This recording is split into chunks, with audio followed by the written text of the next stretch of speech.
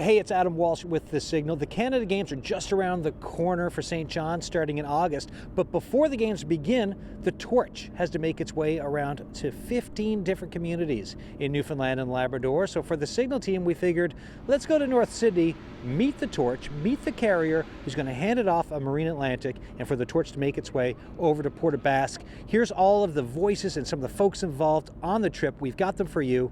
Check it out. I've been with Marine Atlantic for 24 years now as assistant steward, going back and forth to the Gulf, linking our great Cape Breton Island to Newfoundland. I got chosen for this. I applied, and I think it's the most honorable thing that someone can do for such a big. The Canada Games is everything to me. I love sports. I wish all the athletes all the best, all the good luck, and I'm just so very happy to be here. So then tell me now, when you were thinking about applying, what was going through your head, right? You talked about it being an honorable thing and how important sports was, but then there's a point when you're like, well, I'm gonna apply to this now and see how it goes. Yeah, I applied with my son in mind, actually. My son's name is Adam, a mentally challenged boy. He's almost 40 years old. He comes down and he waves to the boat every day I'm at sea. I think of him that when I'm looking out through the windows and I can't see him, but I'm knowing he is there, and it just makes me proud that he is behind me all the time and just loves the boat, and it just makes me feel proud that he's going to be with me today, and I'm doing this for him. And is it also his birthday today? It's his birthday tomorrow, and he's going tomorrow. to be 40. Okay. He's going to be 40 years old. Well, happy birthday to him tomorrow. Oh, definitely. And so what are the birthday plans? So this is a good preview, right? Preview. Birthday plans are be with family, have his cake, and just be happy in general. He's all about birthday fun. Yeah. Tell me a bit more about yourself and your family growing up, because you mentioned sports, you mentioned working for Marine Atlantic and the importance of all these connections. But tell us a bit more about your family life. Oh, my family. My husband and I, we have 3 sons, Adam, Corey, and David. And I also grew up in a family of 8. We were all lived at the beach, and we all sailed. My grandfather actually built us boats, prams for junior sailing programs, and we all sailed and learned for lifeguards all through our younger years. So the water meant everything to me, and even out at sea never gets old. What is it then when you're out at sea that you just kind of soak in and enjoy that's so special? It's just the water. It's just something magical happens, and being on a boat and just the wide open space. It's beautiful. It's beautiful. And when you found out you were picked to carry the torch? I was ecstatic. I said, "What?" Me, and I took it. I said, "I'm doing it. I'm excited." So here I am today, and I'm going to be doing it very shortly. Have you looked at any of the other names for torchbearers? Do you know anyone on the list? Because no, the gentleman that's doing it coming off the boat, David Keats from Newfoundland. He's a stevedore on the other side, so that's the only person I would know. That's really neat, though, right? Like just to know, like so you on this side, right, about to go over from North Sydney, and then David's over there, and then there's the torch being carried and a lantern on board. And a lantern on board. And what like.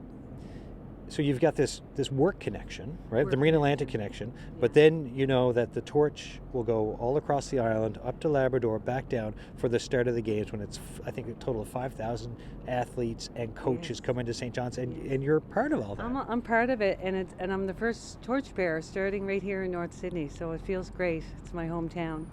It's just such a neat, I find it so neat, and to as I start to look at the different torchbearers and to hear their stories and to talk about, I think the word passion is something that comes to mind for this. Passion, definitely passion comes with it. It's like, say, working for a company for 24 years and be part of this. I'm honored.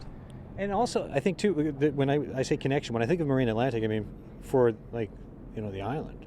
Yeah. It's connection. I mean, this is such an important connection. It's the Trans-Canada Highway. This is our highway. Yeah. So it makes it even that much better for myself to connect with the captain and the captain to connect to David on the other side. It's wonderful. Yeah. And then what are the plans for the rest of the summer for you?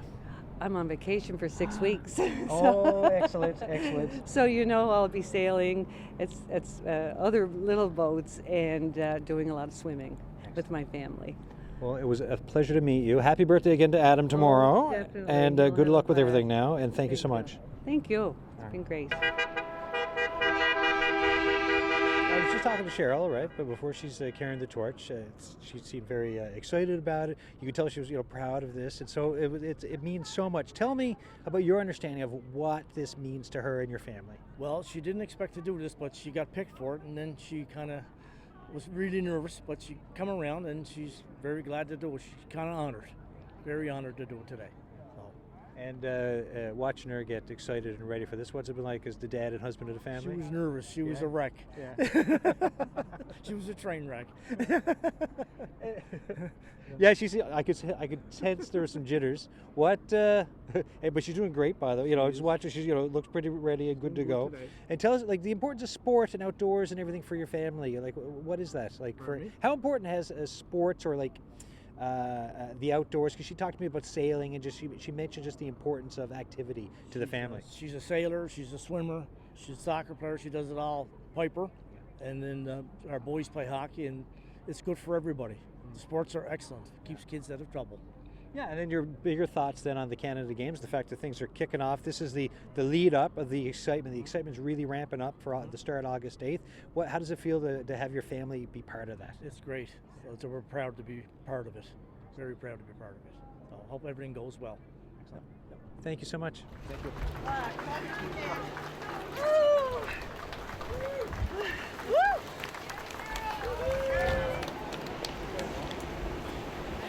All right, how was that for you? It was awesome. Felt wonderful to bring the torch up to our Captain Heidi. There's no feeling like it. And there's going to be a radio audience for some of this too. So just describe what you just ran up to. Oh, I ran up to all my coworkers and how they supported us and Heidi for the Highlanders. It's fantastic. Yeah. Career-wise, I mean, this must be just quite the meaningful moment. It's on the iceberg. I about to retire in the near future. This did everything for me. Yeah. Congratulations. Soak Thank it all you in. so much. Congrats.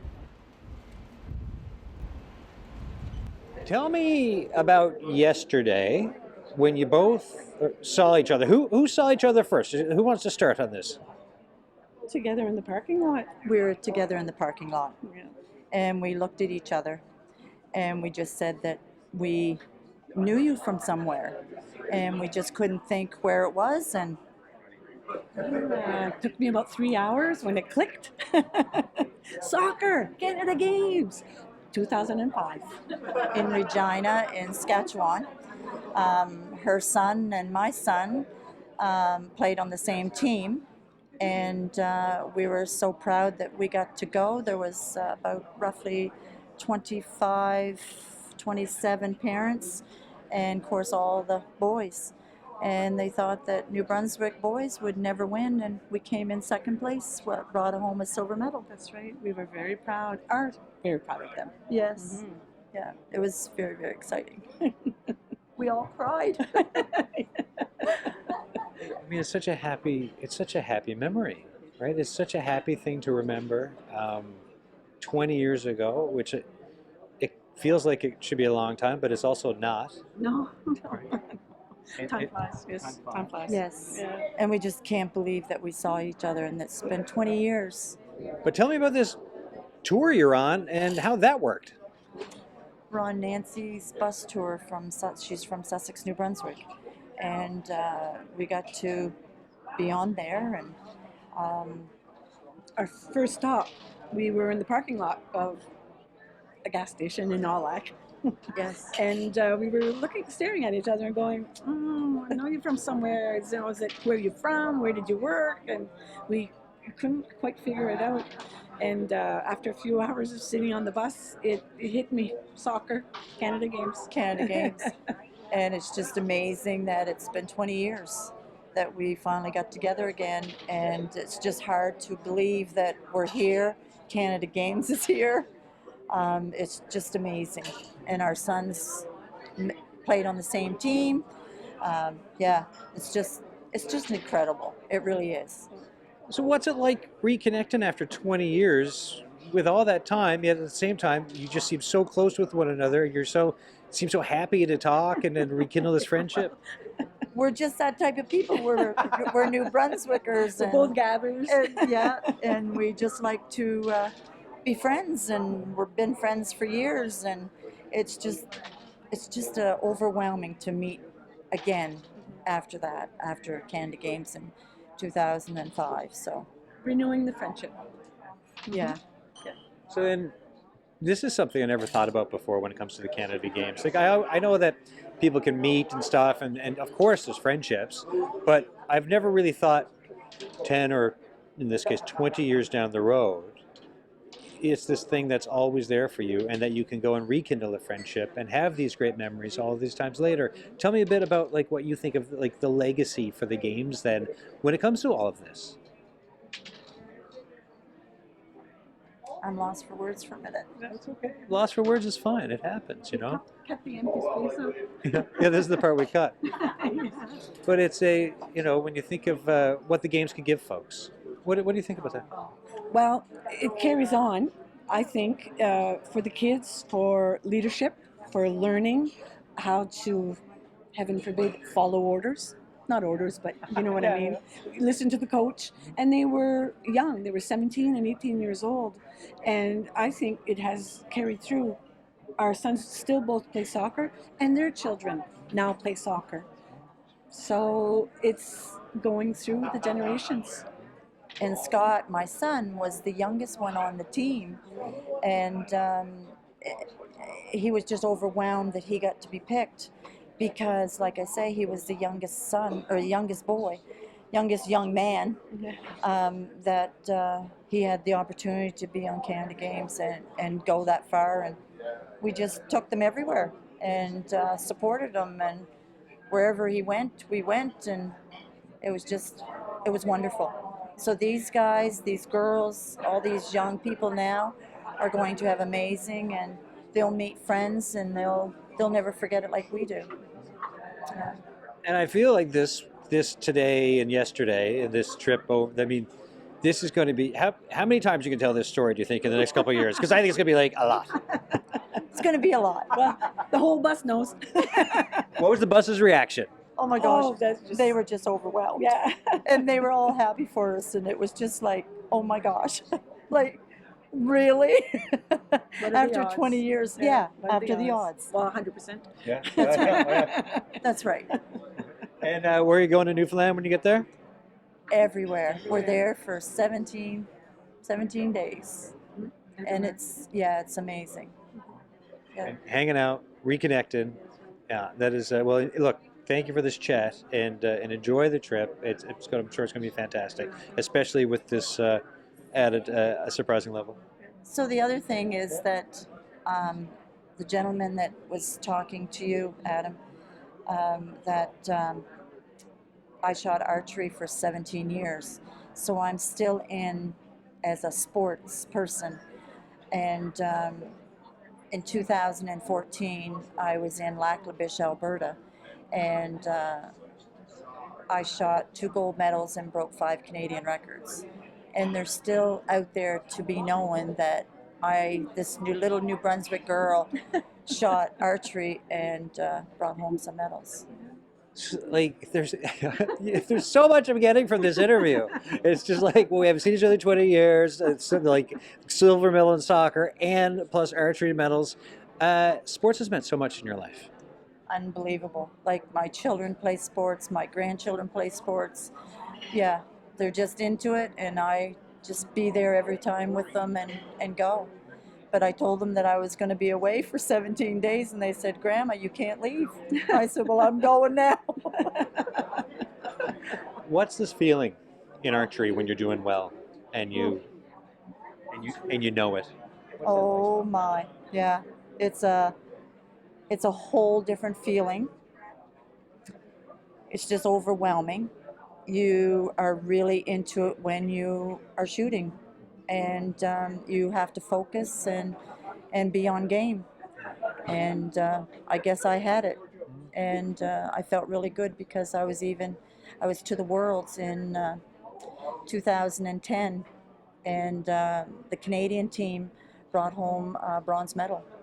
So I was one of them, and I still have that medal home, and I treasure it. So then, as we leave this interview, one last piece of advice from each of you, whether it's for families or young athletes, or what would be advice for the St. John's 2025 Canada Games, Les Jeux du Canada in St. John's. What's some advice for folks? Have fun. Have fun. Yes, do your best at whatever your chosen sport is, but have fun and participate in everything that's offered. Listen to everybody and really focus on what you're doing. And whatever you did home, you did well, you can do it again. Soak it all in, right? And just savor it. Oh, most definitely. Most definitely. And you can do it. Just have faith. And remember it, because 20 years down the road, you can be on a random ferry ride and see someone like about to take a ferry in a parking lot and rekindle a friendship. Yes, Most definitely. Thank you so much. Thank you so much. Thank you. Thank you. Thank you. So how you doing? I'm good. How are you? I'm happy Good. to be here today. Happy to share. So yes, I mean this is both for a video audience and a radio audience. Tell me, give a description of what is here and what you're doing. So today I have a collection of crafts from the craft shop in Con River, from a bunch of different local artists and some books.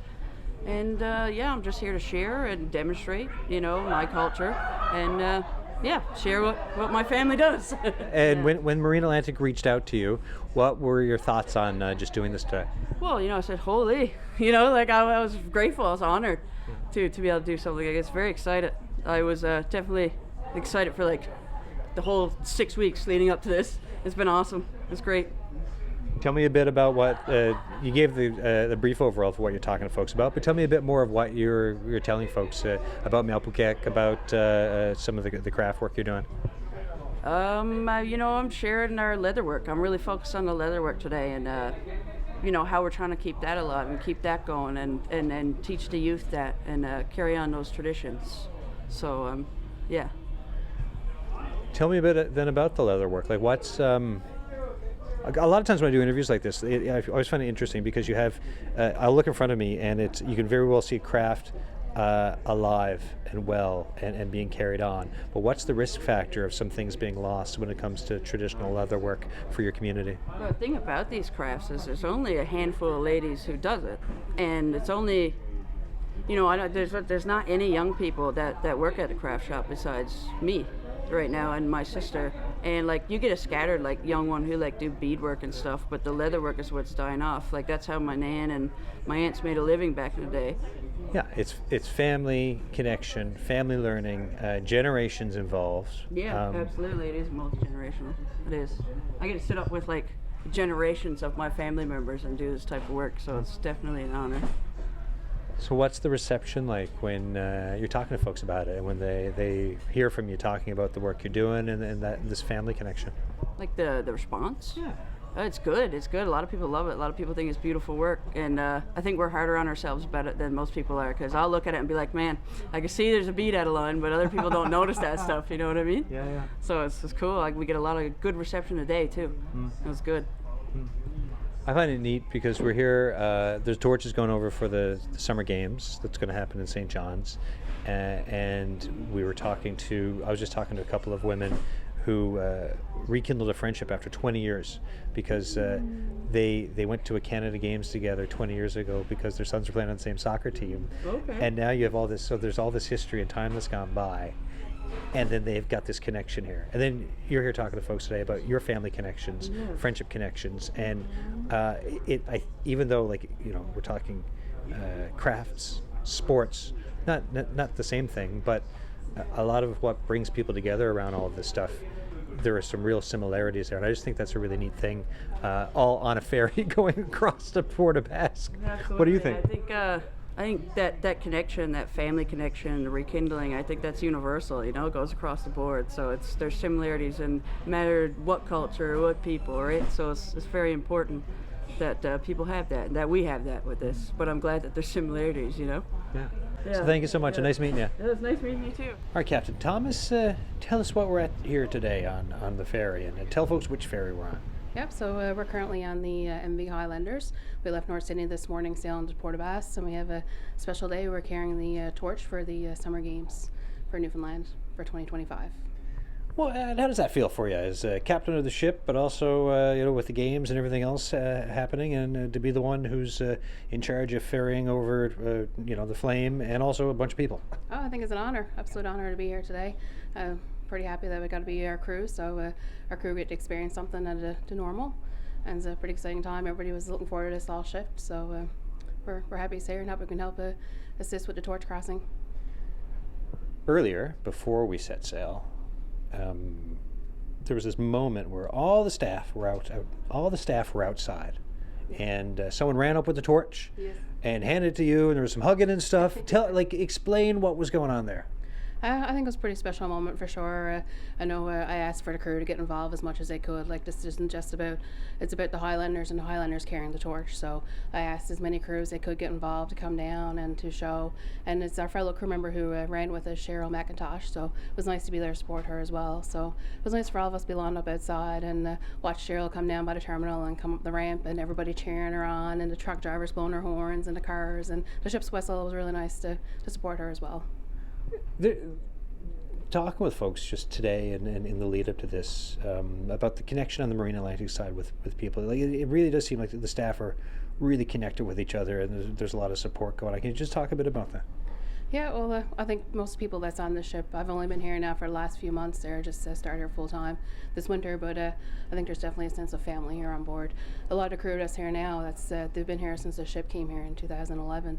So a lot of these people, they take pride in their ship and their workplace. So it's kind of a homey feeling when you come here for your 2 weeks. Everybody make you feel at home and make you feel welcomed and make the most of it. And this is our busiest time of the season now. Tourist season is picking up. So we're all trying to pull together and keep everything going here, and yeah.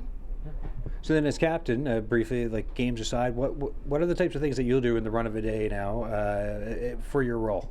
Yeah, so for me, I guess I'm pretty well on the bridge in the mornings for the docking in North Sydney. Right now we're in North Sydney in the morning, so I'm on the bridge fairly early there, probably about 6:30 in the morning before we come into port.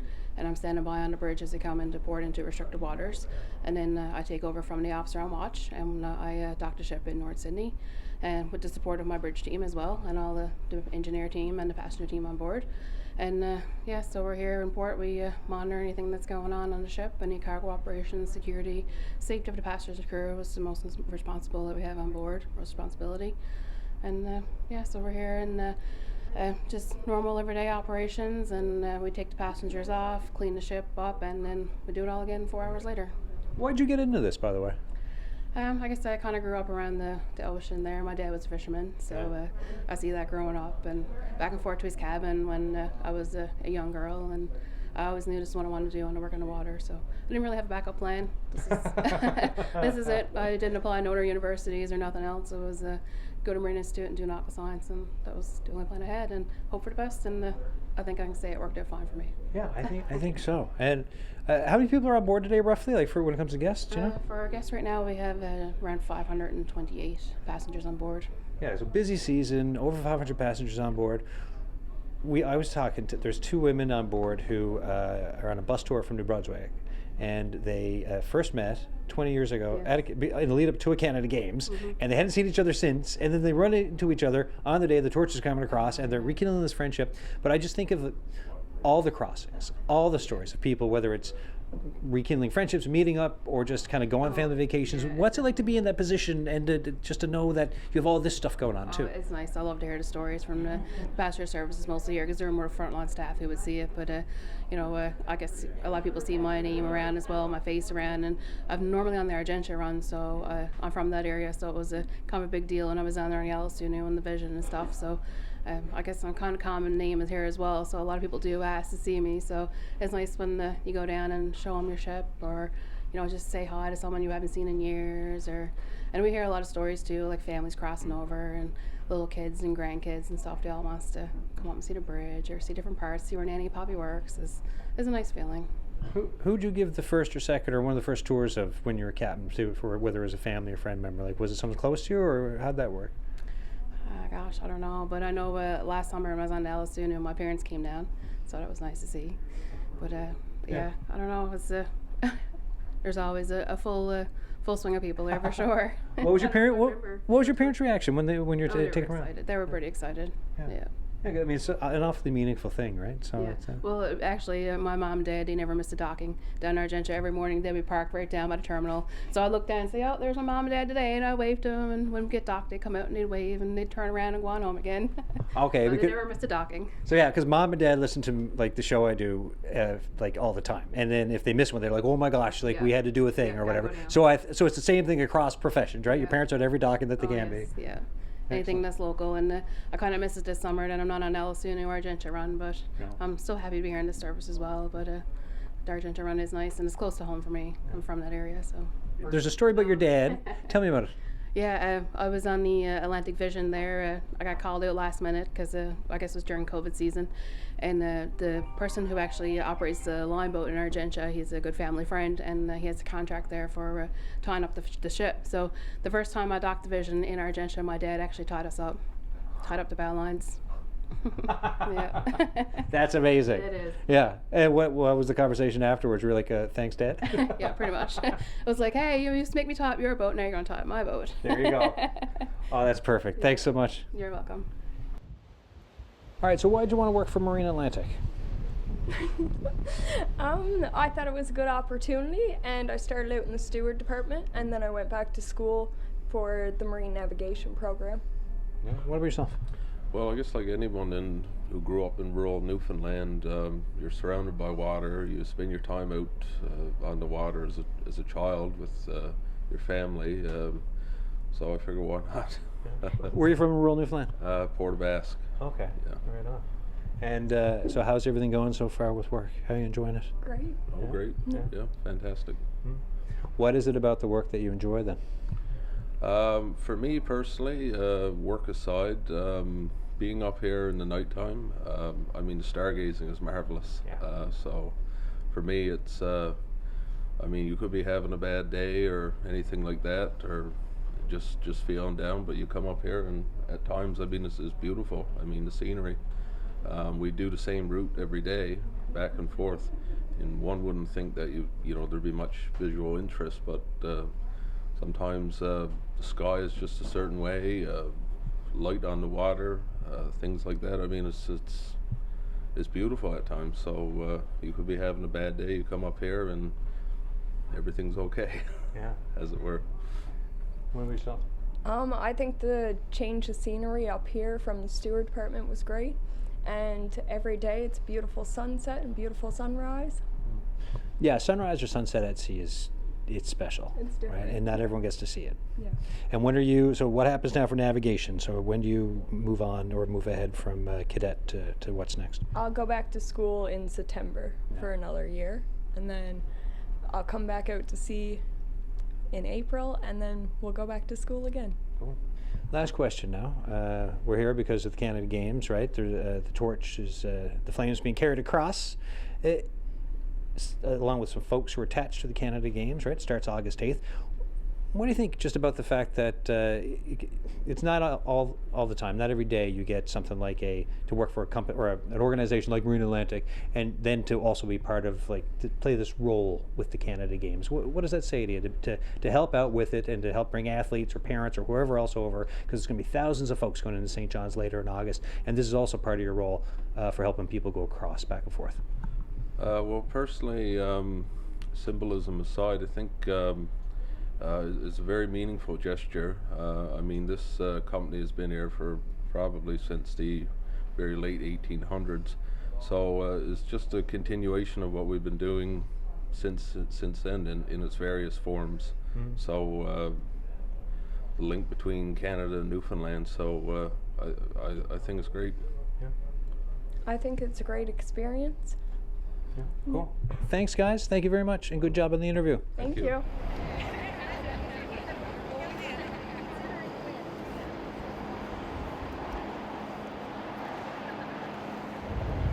Premier Hogan, welcome. How you doing? Yeah, doing really great. I mean, nice. What do you expect here in Port of Basque? But a nice windy day, but pretty excited to be here for the torch showing up on Marine Atlantic. New premier, right? Lots going on, but the big thing this summer is it's the games, right? So just tell me your thoughts around like carrying the torch right now, receiving it in the province, and just what the games mean for the province. Yeah, so I mean, to be here to receive it coming off the Marine Atlantic ferry is few perks in this job, and that's certainly one of them. It's a big honor to be here today, and like the Canada Games is such a big event, not just for Newfoundland and Labrador, but of course the whole country. I mean, this province is going to welcome athletes and families and friends from coast to coast to coast, and we're going to host them. It's the biggest event that Newfoundland and Labrador has ever hosted. It's the biggest Canada Games in the history of the Canada Games, so it's a great opportunity for all the volunteers and all the kids, all the athletes, all the parents to really showcase Newfoundland and Labrador, and I'm really excited to be part of it. And I keep thinking of the legacy from the last one, right? I look at the Aqua Arena every day when I drive by to work. What do you think of the legacy for this one and what it will mean for the generations to come? Yeah, so we just spoke up at the Marine Atlantic headquarters and talked about that very thing that, you know, I always remember going into the Aqua Arena when I was a kid, in 1977 on it from the Canada Games, the year before I was born. I mean, that piece of infrastructure is very important to not only that part of the province, but really the whole province. And now we're going to have upgrades at that facility and new facilities, new soccer pitches, all kinds of new things, and that infrastructure is going to matter for athletics for the future of Newfoundland and Labrador, for all the kids who are going to get involved. And you think about what it means to be an athlete. I mean, these kids have trained for 4, 5, 6, 8, 10 years to get here, and they're going to continue to do that, and you learn so much from sports. I played a lot of sports my whole life, still playing sports. All the friends that I've developed, things I've learned, dedication, how to deal with success, how to deal with failure, commitment, practice, training. I mean, it's all really great things for kids to learn.